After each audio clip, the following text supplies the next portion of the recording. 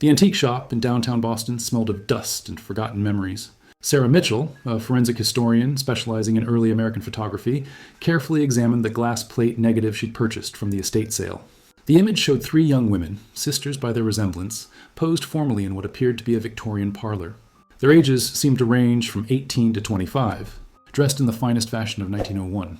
What caught Sarah's attention wasn't their elaborate gowns or serious expressions, typical of the era's long exposure times. It was the object in the eldest sister's hand, an ornate iron key with distinctive engravings. Unlike typical household keys of the period, this one featured an unusual skull motif worked into the bow, barely visible, but unmistakably there when magnified. Sarah had seen similar keys before in her research. They were typically associated with private mausoleums or underground vaults in New England cemeteries. But why would a young woman pose with such an object in a formal family portrait? The seller had mentioned the photograph came from the Blackwood estate in Salem, Massachusetts. The family name rang familiar. Sarah recalled newspaper archives mentioning the Blackwoods, a prominent shipping family whose fortune had mysteriously dwindled after 1902. That evening, Sarah began her research. The 1900 census listed the three sisters as Catherine, 25, Elizabeth, 22, and Mary Blackwood, 18. Catherine, the eldest holding the key, had married into the wealthy Ashford family in 1899, yet by 1902, she had vanished from all records. As Sarah enhanced the photograph using modern techniques, more details emerged. The wallpaper pattern, the furniture style, even the books visible on a distant shelf, everything pointed to wealth and refinement. But that key remained an anomaly, a dark note in an otherwise pristine family portrait. Sarah's investigation led her to the Salem Historical Society the next morning. The elderly archivist, Mrs. Henderson, recognized the Blackwood name immediately.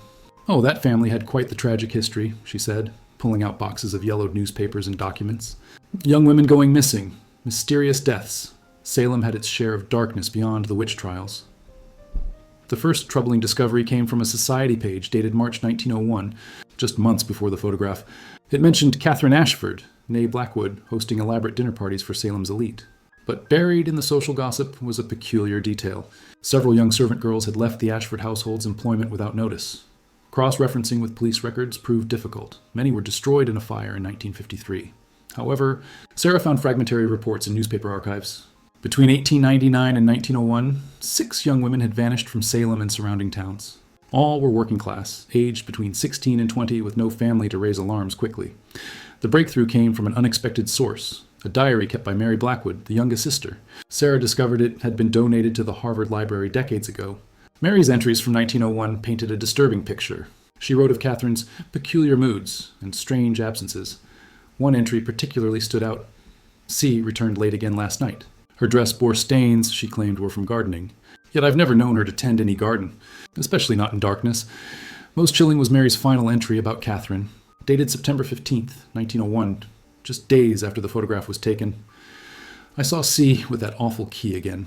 She thinks we don't know about the old Ashford crypt, but I followed her once. The screaming I heard, I must have imagined it. I must have."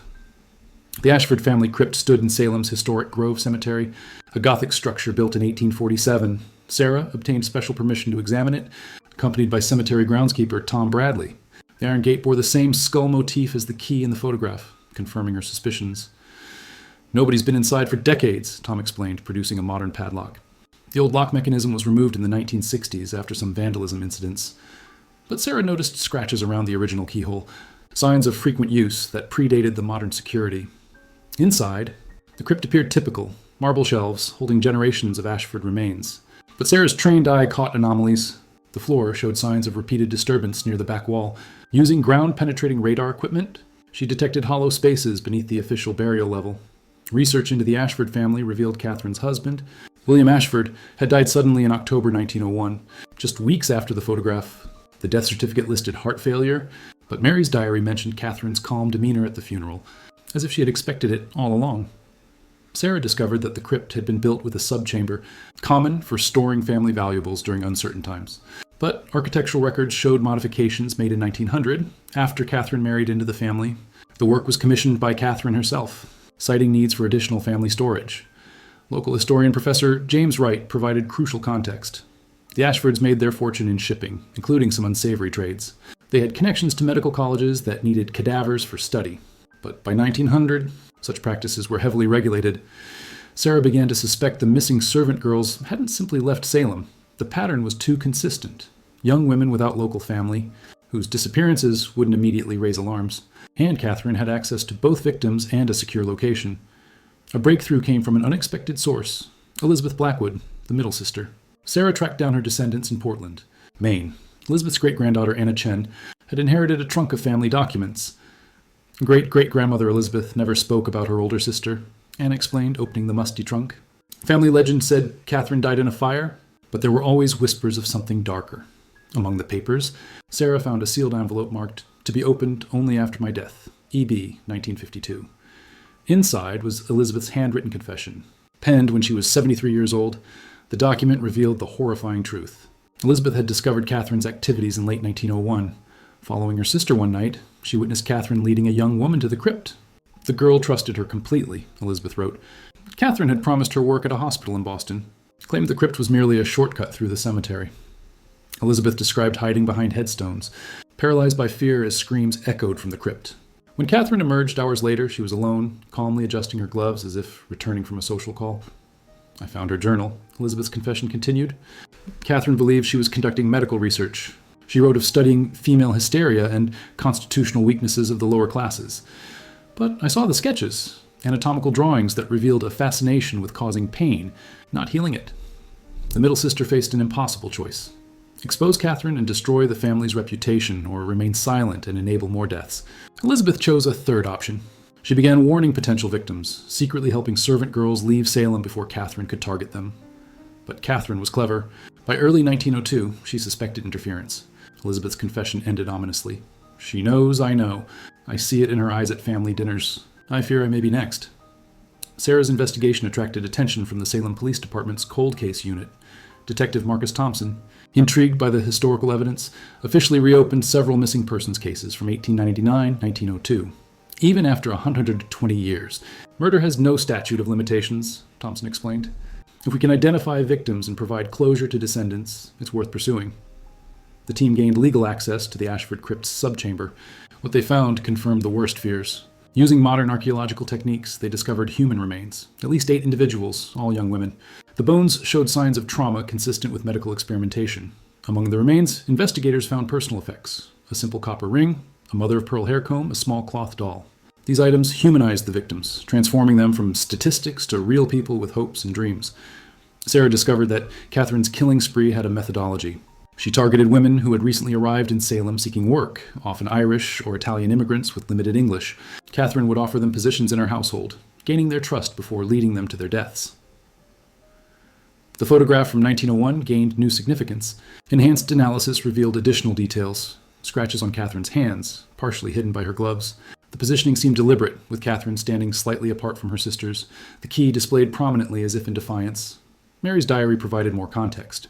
She wrote of finding bloodied clothing in Catherine's room, of servants who whispered about strange sounds from the cellar.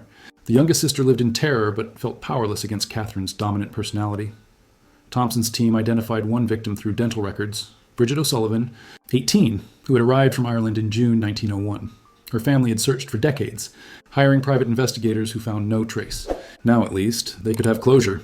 The investigation took a darker turn when Sarah discovered Catherine hadn't acted entirely alone.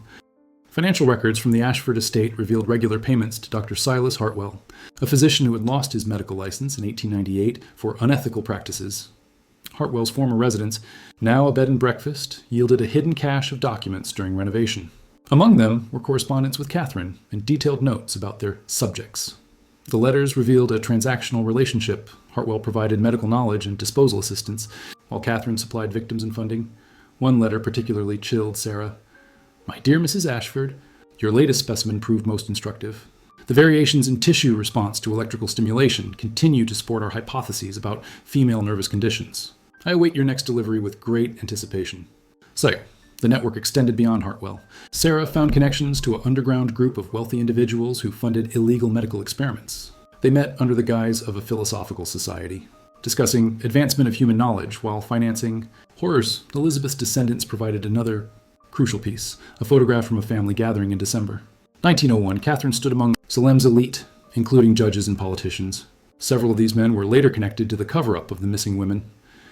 Detective Thompson discovered that the Salem police chief in 1901, Patrick Murray, had received substantial payments from the Ashford account. Reports of missing servant girls were routinely dismissed or misfiled during his tenure. The web of complicity explained how Catherine operated so boldly. She wasn't a lone predator, but part of a system that viewed certain lives as expendable. The key she held in the photograph wasn't just to a crypt. It symbolized her access to a hidden world where wealth and position placed one above law and morality, while her sisters represented darkness and complicity. Mary Blackwood emerged as an unlikely hero. Sarah discovered a second diary, hidden in the binding of a Bible donated to a local church. This secret journal revealed Mary's desperate attempts to stop Catherine. "I cannot stand by while innocents suffer," Mary wrote in January 1902. Elizabeth warns them away, but Catherine grows more cunning.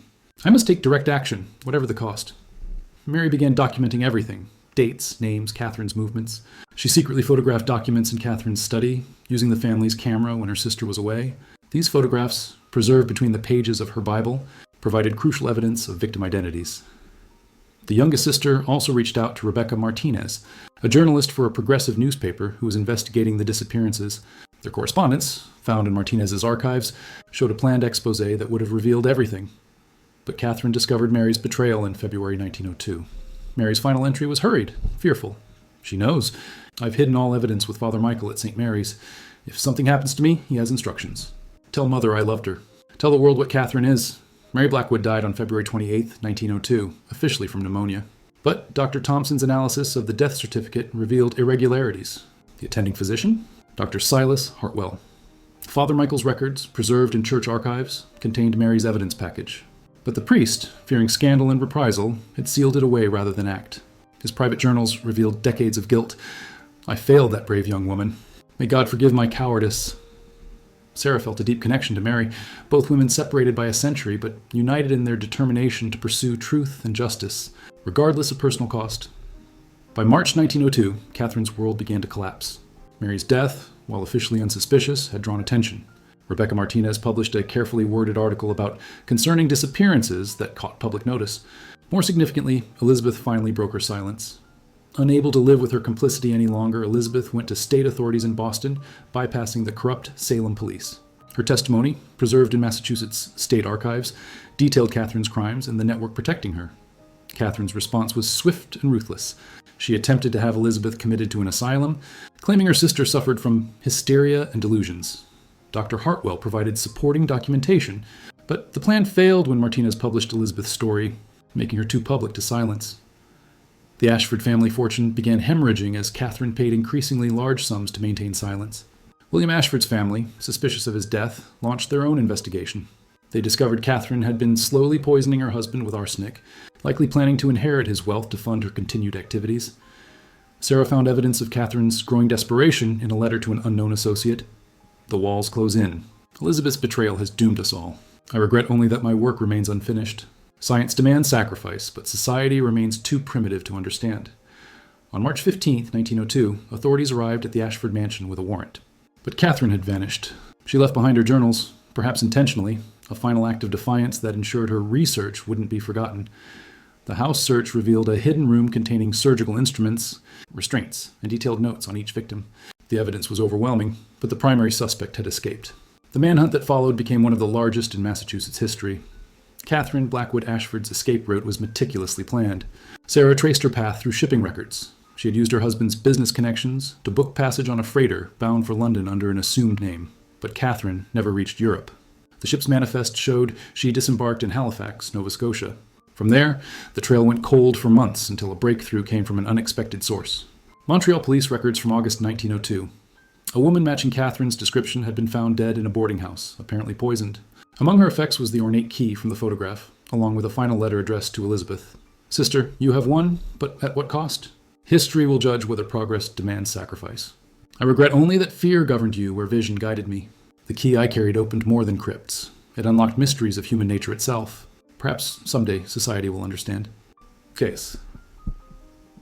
The Montreal authorities, unaware of her true identity, had buried her in an unmarked grave. But they preserved her belongings, including a journal detailing her final months, paranoid, isolated, and ultimately consumed by the darkness she had cultivated. Back in Salem, the trials began. Dr. Hartwell and 5 other conspirators faced justice. The proceedings, covered nationally, exposed the network of complicity that had enabled Catherine's crimes. Hartwell received life imprisonment, dying in custody in 1908. Elizabeth testified courageously despite threats and social ostracism. Her detailed accounts helped identify all victims, allowing families closure after years of uncertainty. She spent her remaining decades advocating for vulnerable women and supporting immigrant communities. The Blackwood family fortune was liquidated to provide compensation to victims' families. The Ashford crypt was sealed permanently, but not before all victims received proper burials with full rights and recognition of their lives and humanity. Sarah Mitchell stood in Salem's Grove Cemetery on a gray October morning, 122 years after the photograph was taken. She placed flowers on Mary Blackwood's grave, now properly marked thanks to her research. The youngest sister's courage in documenting her sister's crimes had finally borne fruit. The investigation's impact reached beyond historical curiosity. 3 living descendants of victims had been identified and found peace in learning their ancestors' fates. The Salem Police Department created new protocols for missing persons cases, ensuring no disappearance would be dismissed based on the victim's social status. The photograph that started it all now resided in the Salem Museum, part of an exhibit on women's history and social justice. The image was contextualized, showing how privilege and prejudice could enable terrible crimes, but also how courage could transcend fear. Detective Thompson closed the official case file with a note, "Justice delayed but not denied. The victims of Catherine Blackwood Ashford are remembered. Their lives mattered then, and they matter now." Sarah published her findings in a book that became essential reading for forensic historians and criminal justice students. She dedicated it to Mary Blackwood and all the silenced women whose stories deserve telling. The ornate key, recovered from Montreal, was displayed in the museum beside the photograph. Visitors often lingered, studying Catherine's face, searching for signs of the monster within. But Sarah knew the real lesson lay elsewhere. In Mary's determined expression and Elizabeth's haunted eyes, reminders that confronting evil requires extraordinary courage. As Sarah left Salem, she reflected on how a single photograph had unveiled such a complex story. The 3 sisters, frozen in time, had finally revealed all their secrets. Catherine's dark legacy was exposed, Elizabeth's struggle acknowledged, and Mary's heroism celebrated. The past, Sarah had learned, never truly dies. It waits patiently for someone to listen, to look closer, and to ensure that truth, however dark, finally comes to light.